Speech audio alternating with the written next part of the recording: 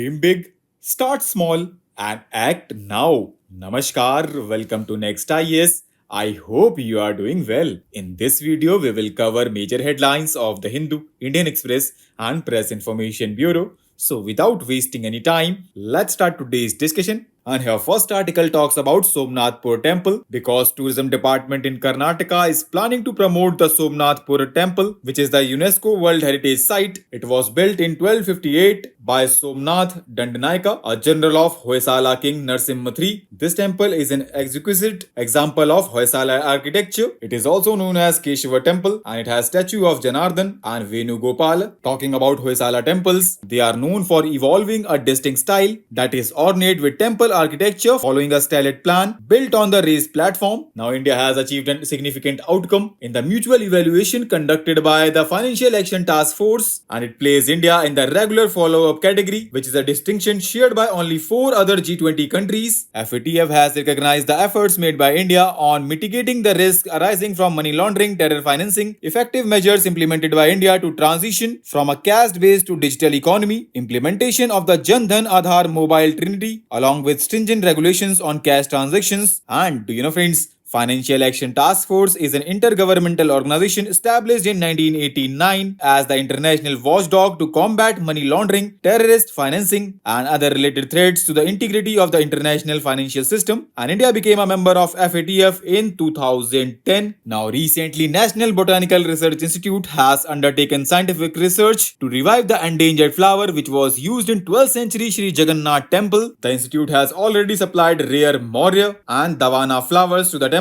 Talking about Sri Jagannath Puri Temple, it is one of the most impressive monuments of Odisha, which was built in 12th century AD by the king Anantvarvam Chodganga Deva of Eastern Ganga dynasty. This temple was called White Pagoda and it is part of Char Dham pilgrimages, which comprises Badrinath, Dwarka, Puri, and Rameshwaram. In this article, we have to know about Pasi community, which make up around 7% of UP's scheduled caste population, making them the largest Dalit group in the state after Jatavs. Pasis also have significant presence in other states, but their largest population lives in UP. Next article talks about emergency. Now India entered the 50th year of imposition of emergency, which saw the suspension of civil liberties, curtailment of press freedom, mass arrest, cancellation of elections, and rule by decree. It refers to the period from June 25, 1975 to March 21, 1977, during the which government of Prime Minister Indira Gandhi used special provisions in the constitution to impose sweeping executive and legislative consequences on the country. Under Article 352 of the Constitution, the President may, on the advice of Council of Ministers headed by the Prime Minister, issue a proclamation of emergency if security of India or any part of country is threatened by war or external aggression or armed rebellion. In 1975, instead of armed rebellion, the ground of internal disturbance was available to the government to proclaim an emergency. This was the only instance of proclamation of emergency due to internal disturbance. This ground of internal disturbance was removed by the Constitution 44th Amendment Act 1978. And do you know, friends, Article 358 frees the state of all limitations imposed by Article 19 as soon as an emergency is imposed, and Article 359 of the Constitution empowers the President to suspend the right of people to move court for enforcement of their rights during an emergency. Now India has become the world's third largest domestic aviation market after the US and China.